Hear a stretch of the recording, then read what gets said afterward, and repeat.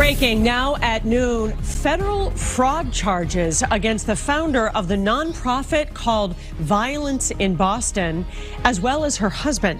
Good afternoon, everybody. Thanks for joining us. I'm Paula Eben. Prosecutors say Monica Cannon Grant and her husband took money donated to the organization and spent it on themselves. WBZ's Anna Myler's at federal court to show us the charges they now face. Monica Cannon Grant and her husband are facing serious charges of fraud and conspiracy, accused of spending money meant for community causes on their own rent, hotels, restaurants, and more. Monica Cannon Grant started the organization Violence in Boston in 2017 with a mission to help survivors of violence. And in 2020, she became a prominent figure organizing protests following the killing of George Floyd. We have to realize that, like, all of us have to work together, and if some of us are doing a little bit better than others, then we should reach in to help. Now an 18-count federal indictment reveals scathing accusations that Cannon Grant and her husband, Clark Grant, used charitable donations on themselves.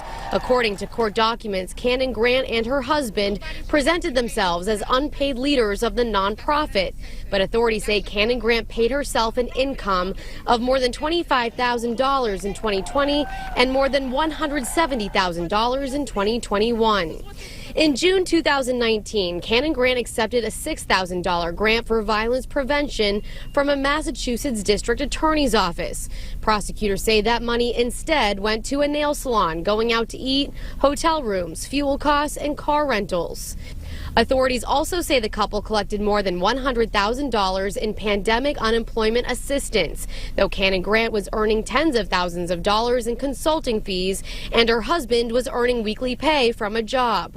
The couple's accused of using the money on plane tickets, new furniture, to defray the cost of a motorcycle and more. A political adversary, Republican Rayla Campbell, stopped by court to air out her own complaints. You could see it's all about her and making herself happy, and it wasn't about taking care of the people and really standing up. The couple also faces accusations of falsely claiming pandemic aid money and allegedly lying to get a mortgage for this Taunton home, which was the subject of a raid last October when Clark Grant was taken into custody. The field was shut down over there, and it was shut down at the lights. Neighbors say the road was blocked off and crowded with authorities. You should read the